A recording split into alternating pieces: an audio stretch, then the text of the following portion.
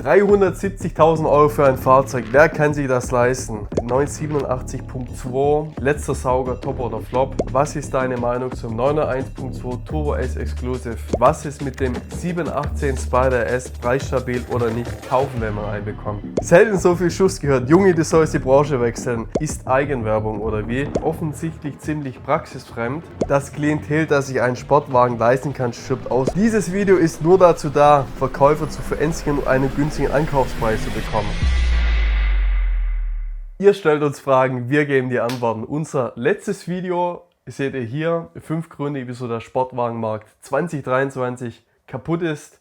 Ja, hat polarisiert, denke ich, kann man sagen. Wir haben sehr gutes Feedback aus der einen Richtung bekommen, aber auch aus der anderen Richtung die einen oder anderen Denkanstoß erhalten. Und heute wollen wir eure Fragen beantworten, auf die Fallbeispiele eingehen, die ihr uns gestellt habt. Und dazu bewegen wir uns jetzt einmal in den Markt erneut, schauen uns die Modelle an und arbeiten mal Trends raus, wie die sich entwickeln werden. Und auch in diesem Video freuen wir uns, wenn wir euch weiterhelfen können, ihr uns Fragen stellt zu euren Fahrzeugen oder auch eine unverbindliche Bewertung für euer Fahrzeug wollt. Da stehen wir euch in den Kommentaren oder auch telefonisch per E-Mail zur Verfügung. Kommen wir direkt zum ersten Kommentar hier von DME28. Ist Eigenwerbung oder wie?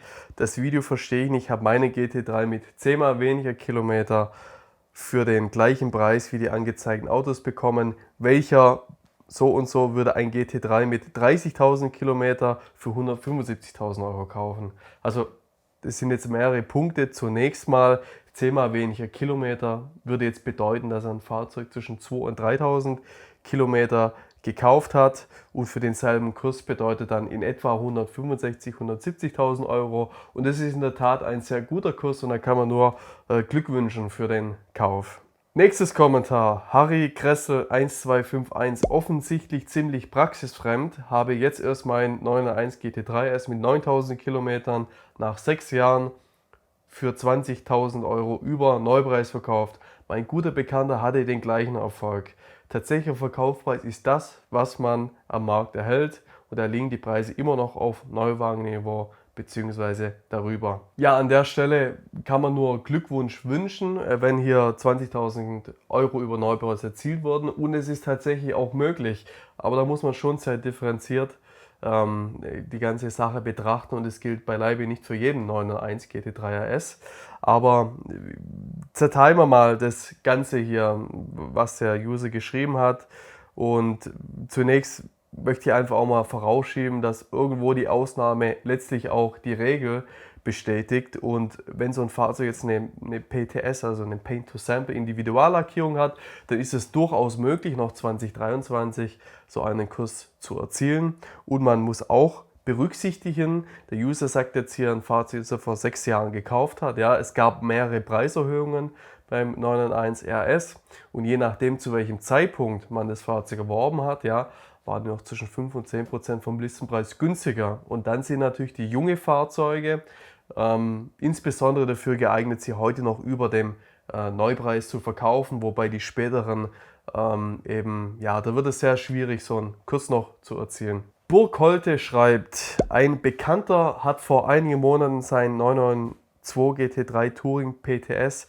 für 220 verkauft, war innerhalb von 2 Tagen verkauft. Ja, verstehe ich, den hätten wir für 220 auch gekauft. Das ist selbst für einen Händler ein realistischer Ankaufswert. Die Fahrzeuge haben die Paint-to-Sample-Lackierung lag bei 10.000 Euro und 2022 mit einer guten Ausstattung lag so ein Auto in etwa bei Listenpreis 210. Inzwischen 2023 liegt dieses Fahrzeug Listenpreis schon bei 225.000, 230.000 Euro und deshalb ganz klar 220.000 Euro ist ein guter Verkaufserlös, aber auch ein sehr marktgerechter und ich behaupte, da wären mitunter vielleicht sogar 10.000, 15.000 Euro mehr drin gewesen, zumindest als Händler. Max Mustermann YJ1WZ schreibt, Rolex-Uhr werden schon zuhauf liquidiert. Wer Geld hat, auch Immos shoppen. Auto als Investment schwierig, muss man schon absolute Raritäten kaufen. Stimmt, ist auch unsere Meinung. ein Auto wirklich eine Rendite, sauber gerechnete Rendite nach Inflation, Opportunitätskosten und so weiter zu erzielen, da muss man schon ganz selektiv und in einem relativ hohen Preissegment agieren, dann kann es funktionieren. In der breiten Masse müssen wir eher von Werterhalt oder einem geringen Wertverfall sprechen. Nordpol-Keks schreibt, habe einen 991 GT3 Touring für 180.000 Euro mit 4.000 Kilometern gekauft, vor 3 Monaten im Porsche-Zentrum mit 2 Jahren approved. Guter Preis. Klingt erstmal gut. Wir kennen jetzt die Ausstattung nicht, rein von der Laufleistung. Und ich gehe auch mal davon aus, dass es jetzt nicht mehr wie 2 Vorbesitzer sind. Ist es ein normales Niveau. Beim Touring muss man immer eben schauen, was wichtig ist, sind für viele die Vollschalensitze. Wenn nicht, sollten es die 18 Wege adaptiven Sportsitze sein. Dann eben die Liftfunktion für die Vorderachse und auch das Volllederpaket für Türtafel, Armaturenbrett. Das sind so die wichtigen Dinge. Und das LED bzw. das Porsche Dynamic Lighting Plus, das ist dann nochmal so das i-Tüpfelchen. Aber hier gehen wir auch einmal in den Markt rein. Und der Touring war die letzten Jahre ein unheimlich spannendes Fahrzeug, weil einfach die Produktionsstückzahl wesentlich geringer war als beim GT3 mit Flügel. Der Touring ist ja nach dem 991R vorgestellt worden mit der Handschaltung. Und wir gehen jetzt hier auch mal Fahrzeuge bis 40.000 Kilometer. Darüber würde ich jetzt einen GT3 nicht mehr betrachten. Und dann machen wir hier mal das Schaltgetriebe rein und als Zusatz schreiben wir dahinter Tour. Dann finden wir hier auch den Touring und wir sehen hier 23 Angebote. Das ist wirklich sehr überschaubar. Wir haben beim Fahrzeug mit Flügel schon über 100 Stück. Und die ersten Fahrzeuge hier mit reparierten Unfallschäden, da gehen wir nicht drauf ein.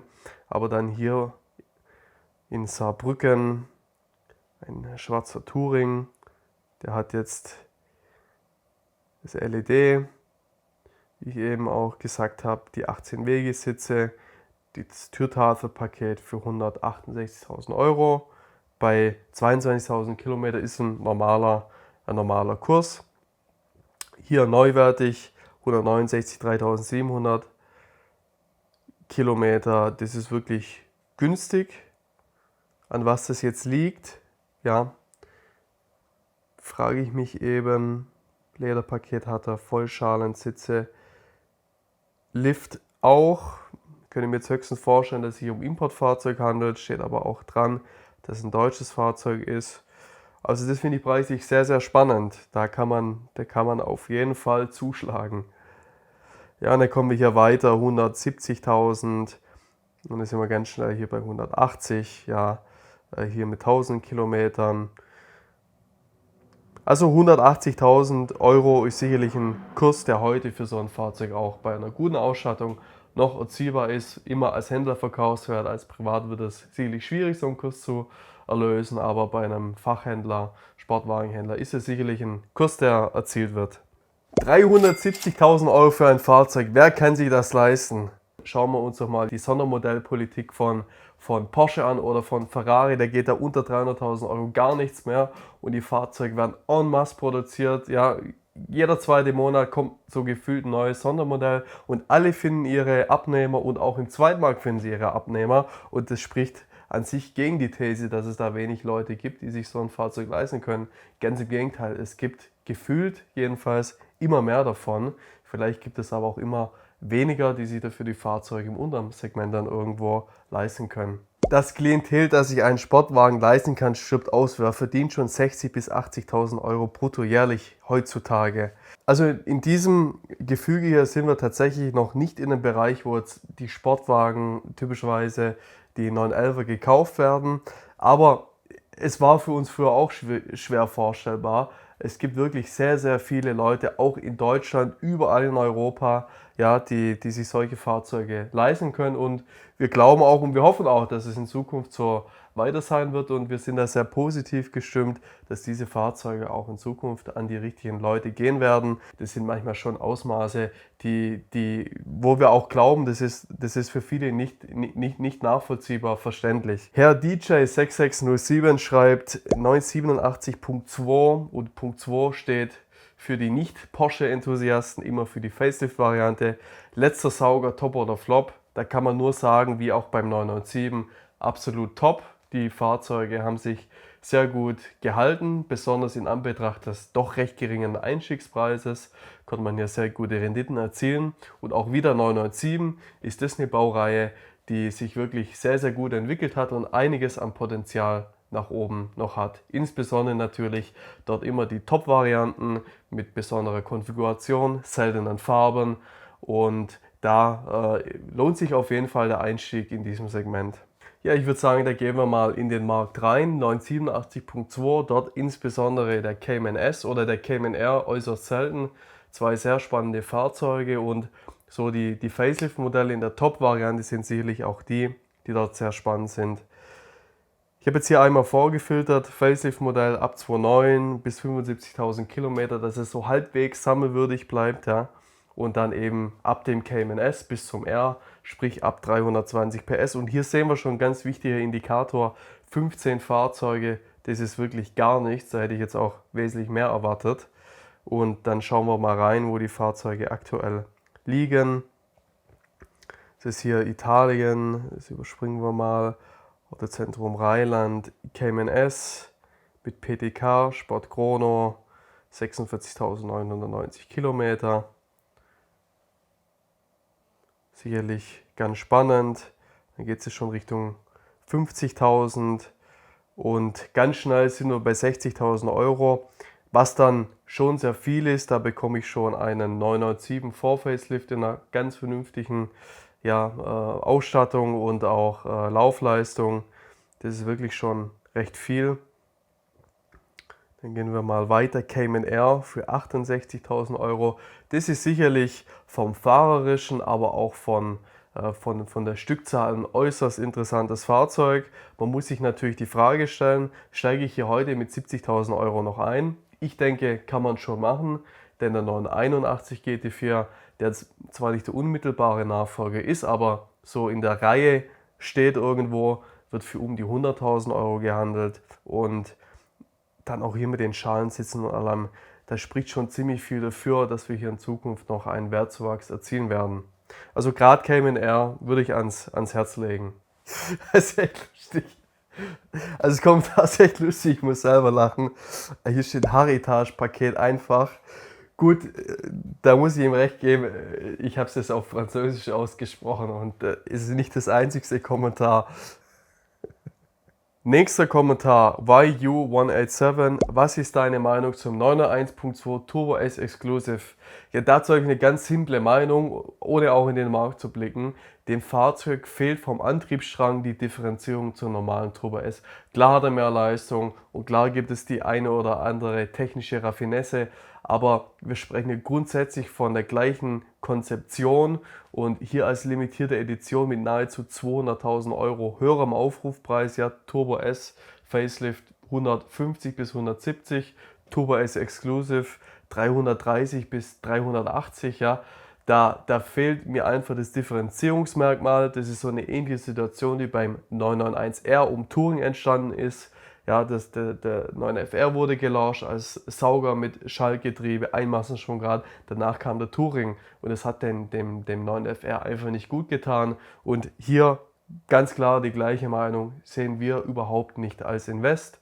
Kann man kaufen, aber zum Fahren. Zwei super Fahrzeuge aus Maranello, 365 GTB4 und 512 BB, also beides hier die Boxer gemeint. Die Fahrzeuge, von denen sprechen wir nicht. Im Übrigen sehe ich die Fahrzeuge auch im aktuellen Marktumfeld als eher uninteressant. Insbesondere der 512 BB und BBI sind Fahrzeuge, die sich überhaupt keiner großen Nachfrage erfreuen. Wir haben jetzt bekommen 360 Challenge Stradale, 430 Scuderia, Fahrzeuge zwischen 2000 und 2010, Höhepunkt Sportwagenbau, wenig Vorschriften, guter Sound. Das sind Fahrzeuge, die die letzten Jahre unglaublich gut performt haben und dazu wird auch noch ein Video kommen. Novok Traveler 1467 schreibt, siehst du den Cayman GTS 4.0 zukünftig günstiger, als er aktuell angeboten wird? Ja, Cayman GTS 4.0, wir haben es vorher kurz angerissen, ist ein Fahrzeug, das von der Motorisierung interessant ist, das gleichzeitig aber auch nicht das Topmodell darstellt. Und kurz- bis mittelfristig rechne ich tatsächlich damit, dass das Fahrzeug sich nochmal nach unten korrigieren wird. Könnte mir vorstellen, dass da doch einige Prozentpunkte in den nächsten 12, 24 Monate möglich sind. Ich denke, durchaus 10% Rückgang der Aufrufpreise ist ein realistisches Szenario. Und wenn wir hier in den Markt gehen, der Cayman GTS 4.0 hat 400 PS anstatt 420 wie der GT4. Das sind 50 Fahrzeuge, liegen um die 90.000 Euro. Hier wäre die Empfehlung, wenn ihr einen kaufen wollt, nehmt einen PDK und nehmt ihn möglichst mit den Vollschalensitzen und dem Volllederpaket.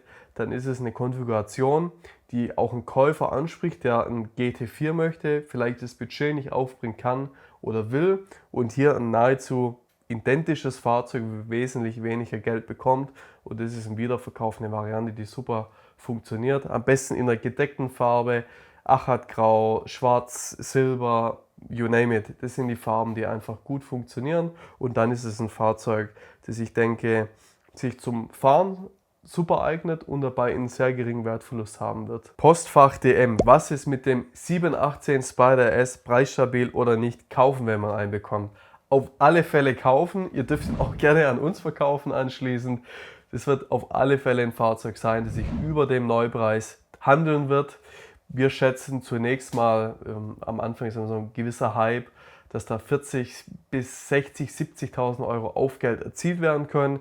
Empfehle aber auch hier Fullspec, wirklich Weissachpaket, Magnesiumfelgen, alles auswählen, hohen Listenpreis zu haben. Dann ist es wirklich ein Fahrzeug, das sich auch im Wiederverkauf sehr, sehr gut darstellen lässt. Und die Preisentwicklung wird auch langfristig, auch wenn der Hype vorbei ist, so sehen wir es jedenfalls auch beim GT4 S, hier wird immer noch über Neupreis gezahlt, dass das Fahrzeug sich auf einem sehr hohen Niveau halten wird. Und ich denke auch, es wird wahrscheinlich der letzte offene Heckmittelmotor-Sauger sein in der höchsten Ausführungsvariante.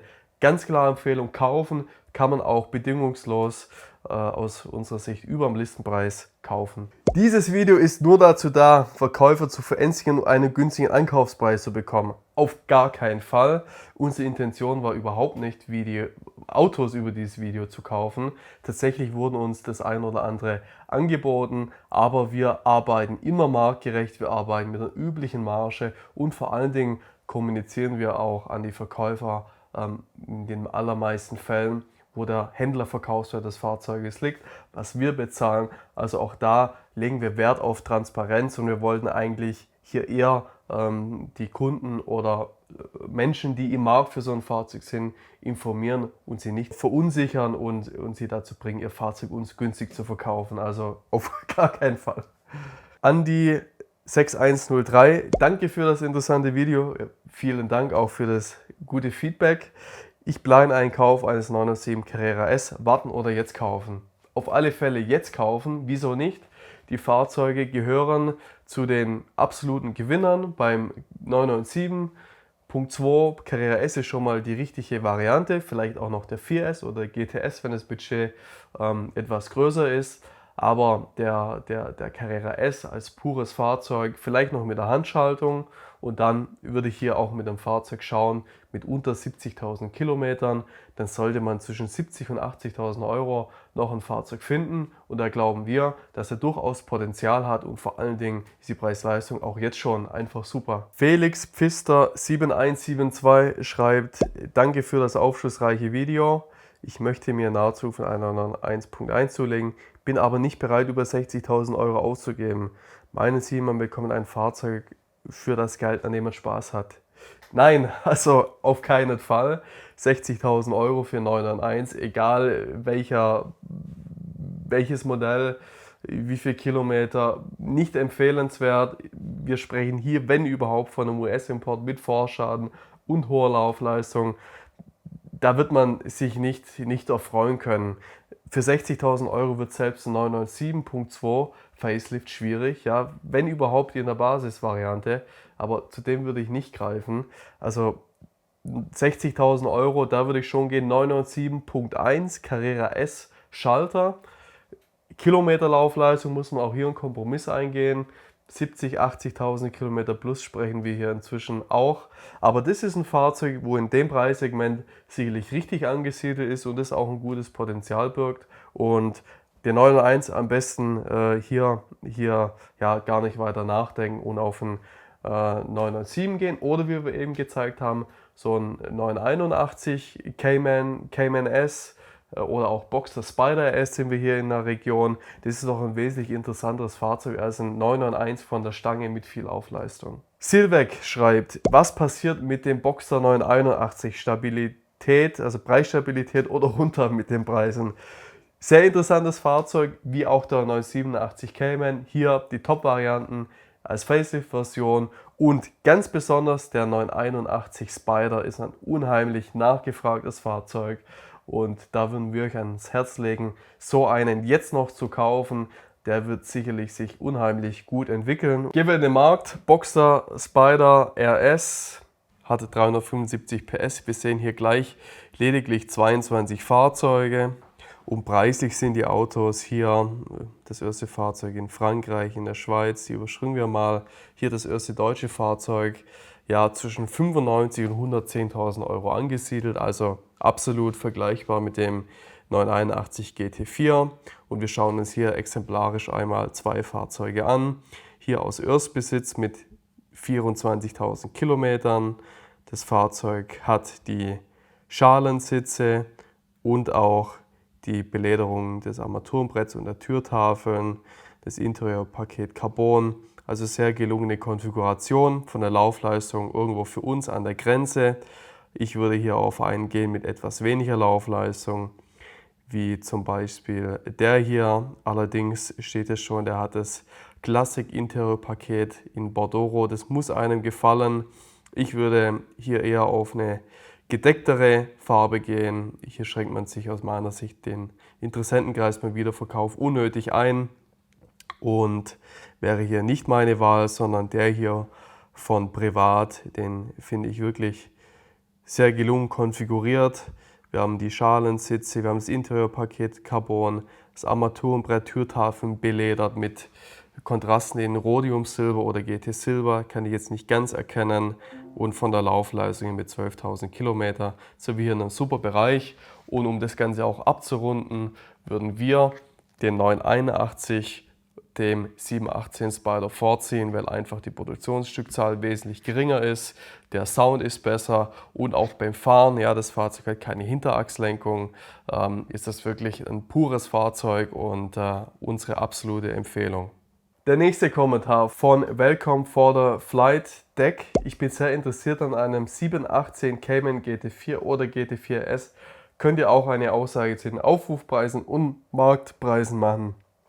Sehr gerne.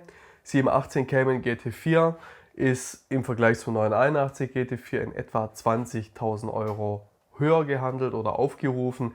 Beim 718 GT4 gibt es ein paar Dinge, die ihr absolut berücksichtigen solltet.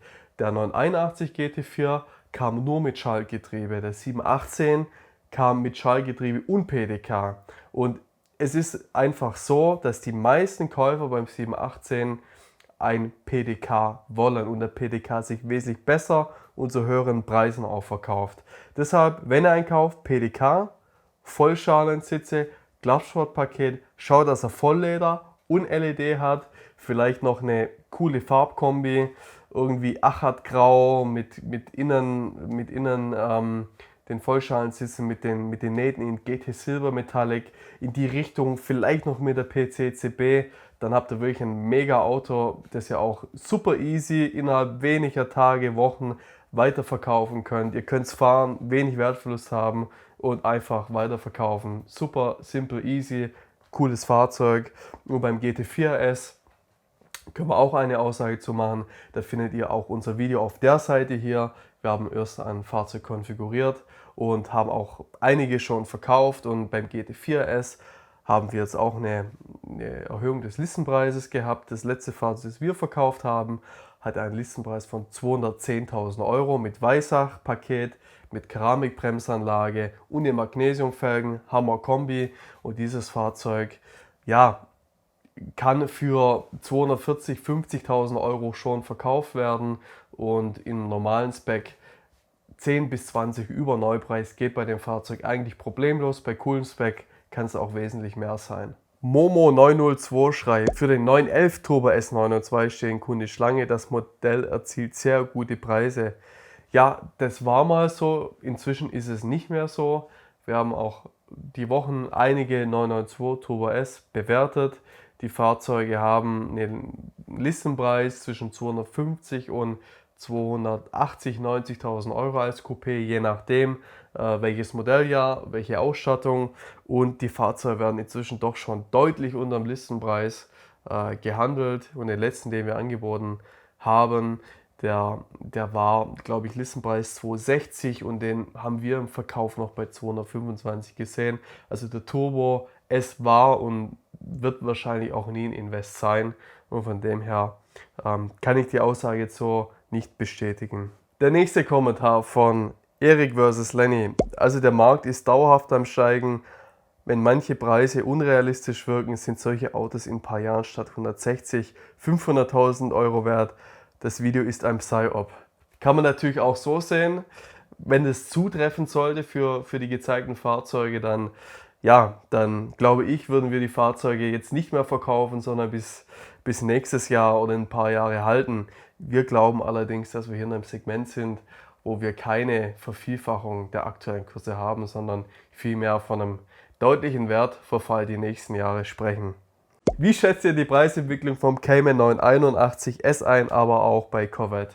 Also Corvette können wir nicht beurteilen, aber der 981 ist ein spannendes Fahrzeug. Auch hier S oder in der GT4-Variante kann durchaus interessant sein. Ich würde ganz klar auf den Cayman GT4 gehen, wenn das Budget es zulässt, dann ein Fahrzeug mit Vollschalensitzen und Klappschrottpaket, Vollleder nehmen, dann ist man hier in einem sehr, sehr guten Umfeld, um einen Wertzuwachs zu erleben. Aber auch der S mag durchaus Potenzial haben. Wir gehen nochmal hier in den Markt für den Cayman GT4. 981, das Fahrzeug hat 385 PS, hier wegen Rundungsfehler gehen wir einmal rein. Und dann sehen wir hier gleich mal ein paar Fahrzeuge. Geht es mal auf die mit einer geringeren Laufleistung ein. Und hier sehen wir schon mal Klappsport Vollschalen in weiß, 35.000 Kilometer, 93.000 Euro. Ist jetzt von der Laufleistung schon etwas zu hoch zum Sammeln, besonders wenn man noch selbst fahren möchte. Und hier fehlt jetzt tatsächlich auch das Lederpaket, aber dafür eben ein recht günstiger Einstieg für ein GT4. Und wenn wir hier noch ein bisschen weiter gehen, zweite Hand, 11.000 Kilometer, schon wesentlich besser geeignet. Und hier schauen wir einmal den Innenraum. Ja, da sind jetzt die normalen Sitze drin, kein Leder. Würde ich jetzt auch nicht dazu raten. Rot, wir hatten mal einen roten, unglaublich schwierig bei Porsche, abseits von den Klassikern. Beim 981, beim 991, 992 eine Farbe, wo wir uns unglaublich schwer tun und die auch einfach nicht keine allzu große Käuferschaft anspricht. So, hier 9.000 Kilometer, 102.000 Euro. Das ist im Übrigen auch in etwa so, was die Fahrzeuge neu gekostet haben. Wir haben hier die Vollschalensitze, wir haben das Klappsportpaket und eine sehr gute Laufleistung, absolut marktgerechter Preis. Die Fahrzeuge um die 100.000 Euro gehandelt und das ist ein super Beispiel. MG9146 schreibt, wie sieht das Ganze bei nicht so teuren Sportwagen aus? Zum Beispiel E53 AMG Coupé, Preis um die 70.000 Euro. Auch so, unverkaufbar in 3 Jahren. Sehr gutes Video, vielen Dank. Auf keinen Fall unverkaufbar, aber der E53, wir sprechen jetzt hier auch von einem 6-Zylinder. Das Aggregat wurde beim Vorgänger schon verbaut, jetzt mit ein paar Modifikationen beim neueren Modell.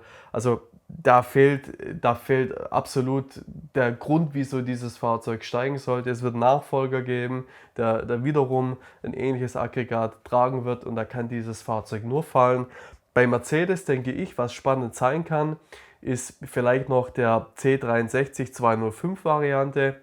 als Limousine mit den Performance-Sitzen, mit dem Carbon-Paket ist das sicherlich ein cooles Auto. Je nachdem, was jetzt mit dem neuen C63 passiert, er ist jetzt als Vierzylinder gekommen mit Hybrid. Das Auto scheint ja mehr oder minder gefloppt zu sein. Jetzt hört man schon, zu 26 soll wieder der V8 kommen. Hängt von dem ein Stück weit ab. Aber auf alle Fälle der 204er mit dem 6,2 Liter Sauger, das ist das Fahrzeug, in dem ich mich auf diesem Segment fokussieren würde. Und da glauben wir, wird es auch einen richtigen Wertzuwachs geben und nicht nur bei der C-Klasse. Davon ist dann auch die 212er E-Klasse davon betroffen. Der CL, alle anderen Fahrzeuge, denke ich, sind ja sehr interessant, aber gerade die C-Klasse Le Mans. Selten so viel Schuss gehört. Junge, du sollst die Branche wechseln. Ja, ich glaube, ich muss es mir ernsthaft überlegen, nachdem ich das hier lese. Letzte Frage, die wir heute noch machen. Und die zielt darauf ab, auf die ausweisbare Mehrwertsteuer bei GT-Fahrzeugen. Für alle, die es nicht kennen, es gibt im Fahrzeughandel zwei Besteuerungsarten.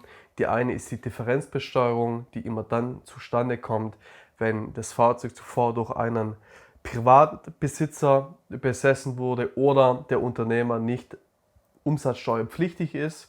Dann unterliegt es der sogenannten Margenbesteuerung. Das Fahrzeug kann eben nicht zum Nettopreis gekauft werden. Es hat keine 19% auf den Kaufpreis, sondern brutto gleich netto. Wiederum, wenn ein Fahrzeug von einem Unternehmer gekauft wurde oder in einem Unternehmen mit Umsatzsteuerpflicht war, kann die Mehrwertsteuer ausgewiesen werden. Und insbesondere, wenn man das Fahrzeug exportieren möchte und einen hohen Kurs erzielen will, zum Beispiel in Frankreich, dort sind die Marktkurse wesentlich höher, dann ist die Mehrwertsteuer absolut wichtig und der Mehrwertsteuererhalt ist ein ganz entscheidendes Kriterium beim Verkauf jeden Fahrzeugs über 100.000 Euro und je teurer es wird, umso entscheidender ist der Faktor Mehrwertsteuer. Ja, wenn ihr einen sucht, wir haben immer wieder welche, haben auch aktuell Kundenfahrzeuge, die eventuell veräußert werden, da unterstützen wir euch gerne. Vielen Dank für eure Fragen. Abschließend, wenn ihr noch weitere habt, schreibt sie in die Kommentare, lasst ein Like oder Abo da. Wenn es Fragen sind, die ihr nicht öffentlich haben wollt, schreibt uns eine Mail, ruft uns an, wir beantworten euch da gerne und beraten euch in jeder Hinsicht, ob es um Kauf oder Verkauf geht oder wir ein Auto ankaufen sollen. Wir freuen uns auf eure Nachricht. Ciao, bis zum nächsten Mal.